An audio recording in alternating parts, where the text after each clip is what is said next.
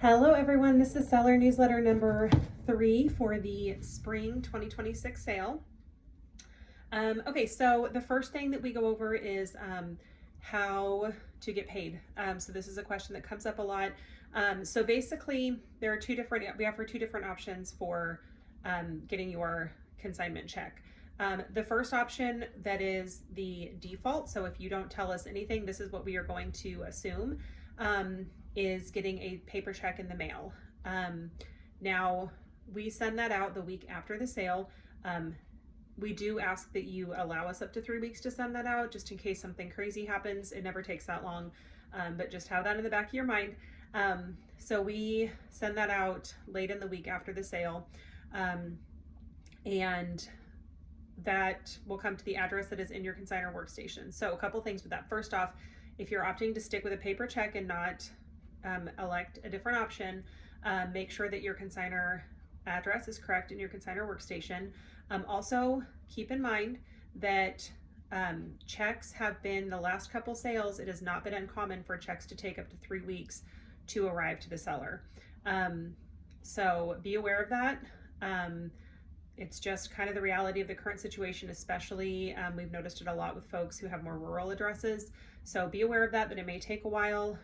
If the check was to get completely lost, it would be on you to pay for the stop payment in order to issue you a new check. So if that's not something you're cool with, we would suggest you choose PayPal. The PayPal option is something you opt into. There is a link in the newsletter. Please don't just email me and say you want PayPal. That will not make that happen for you. So you do have to re-sign up for PayPal every single sale. That is just to ensure that as we recycle consignor numbers, we don't accidentally pay the wrong person. So you do need to re-sign up if you are wanting to do PayPal again this sale, or if you've never done PayPal before. And to go with that, if you've done PayPal in the past and you decide you want paper check this time, then you're good. You don't need to tell us that. That's what we will default to. Couple things to know about the PayPal option. We will say this is our preferred option for you to choose, just because it's instant, it's done. I don't have to track the checks. It's taken care of. It's already done. The PayPal fee, if you're familiar with PayPal, typically if somebody pays you in PayPal, there's a fee taken out on your end. That is not, we use a system called mass payment that allows us to have the fee taken out on our end, which is something we choose to absorb because we're not having to use a stamp or pay for the check that's going to come to you. That being said, the mass payment option means that it's not instant. We have to transfer the money over from our bank account to our PayPal before we can issue the mass payment. Best case, this has happened the Wednesday after the sale. I think that's only maybe happened one time. More typical is Thursday. We've had it take Friday. I think the last couple of sales have been Friday.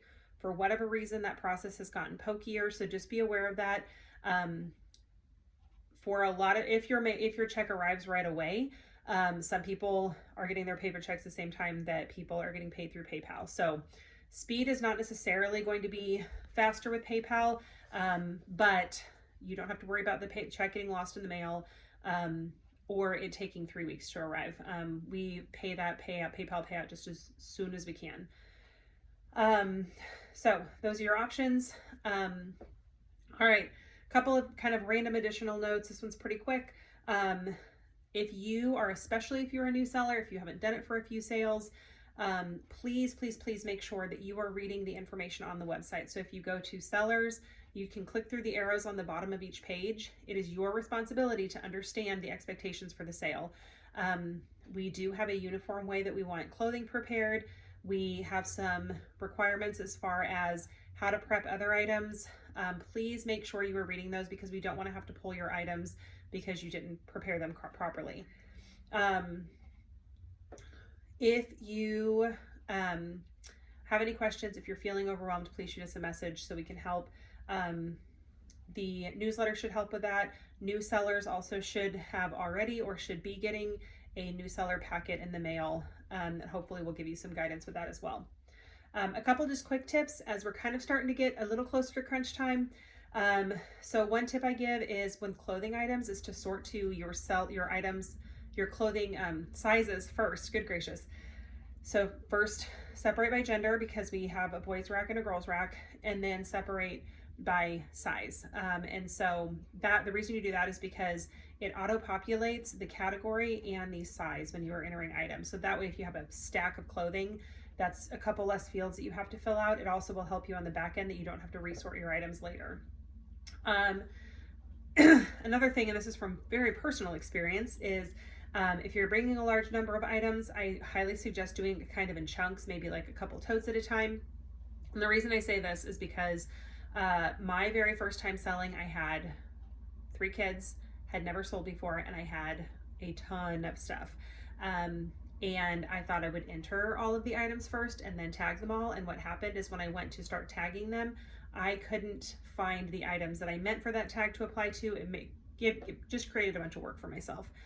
So I highly suggest doing it kind of in chunks. So you enter a bunch of items, print those tags, tag those items, move on. Now, the exception to this, if you're going to be getting down to the wire, if you don't think you're going to be able to get it done soon, get all your items entered, because you can always print after the system shuts down, but you cannot enter new. So tag descriptions, these are ultimately up to you what you put in the description. We don't have requirements around it. They're fairly limited characters, so sometimes you have to get a little bit creative. But what we will encourage you is that you make sure that it's a good description. So if a tag gets separated from the item, which always happens quite a bit, we can't rematch the tag. So if you have a tag that says shirt, I can't put that on the shirt that's missing a tag because I don't know for sure that's yours. And if that item gets brought up without a tag and the shopper still wants us to look it up, if it just says shirt, I'm not gonna be able to find that in the system. Now, if it says red Nike shirt with flowers, I might be able to find that in the system and be confident that I'm going to be crediting the correct consignor. So make sure you're being descriptive as possible. The description is also a great way to highlight things about the item that you think make it particularly attractive. So if it's a brand name, if it's about if it's a specific sports team, a specific character, if it's brand new with tags, something like that, highlight that on the tag, because a lot of times the shoppers, when they're looking through so many items, something like that's going to jump out at them. Do not save your item entry for the last minute. So we have item caps that once we reach those item caps, we do not accept any more items. But our hard entry deadline is March 8th at 10 p.m.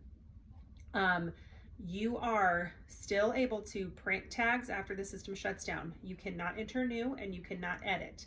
So make sure that you are getting your items entered before the system shuts down. Now, as far as it shutting down before that March 8th date, this will not happen out of nowhere. We will give you a heads up, usually about a day's warning, depending on how quickly those last items roll in. But just be aware, at this point, it's too early for me to really make any kind of educated guess. But if I had to guess, I would say it's likely that we will not make it to that March 8th date before we reach our item cap. So I highly recommend getting items entered sooner rather than later. Like I mentioned in a previous newsletter, even if you can't sit down and get all of your items entered right now, get those high demand, those items that you do not want to have in your house for another sale, get those entered now, so that even if all you end up bringing us is 5 large items, at least you got those 5 large items out of your house. Okay. Next, pre-sale, you as a seller get to shop at 6:30 the night before the public sale.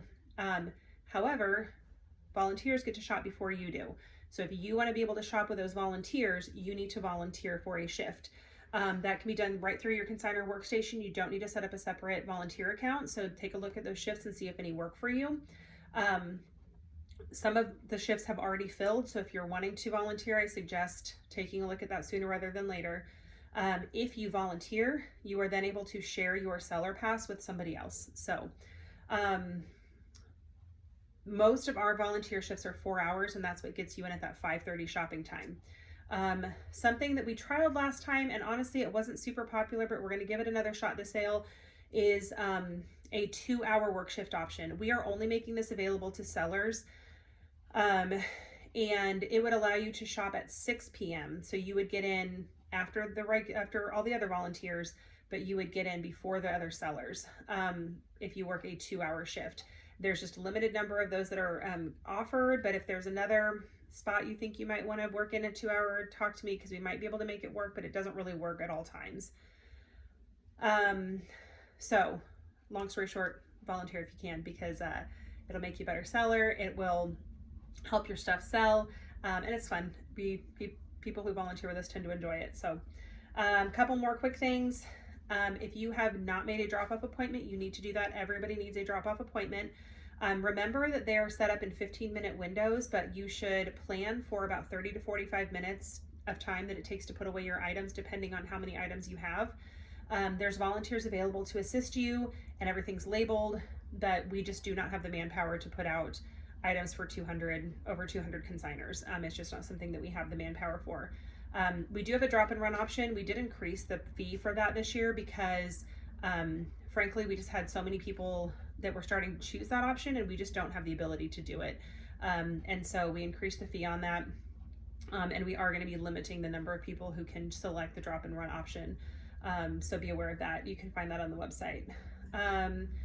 Also make sure you've made a pickup appointment if you are planning to pick up any unsold items. So even if you just have 1 or 2 items that you plan to pick up, if they don't sell, go ahead and set up a pickup appointment so that you're ready to go with that.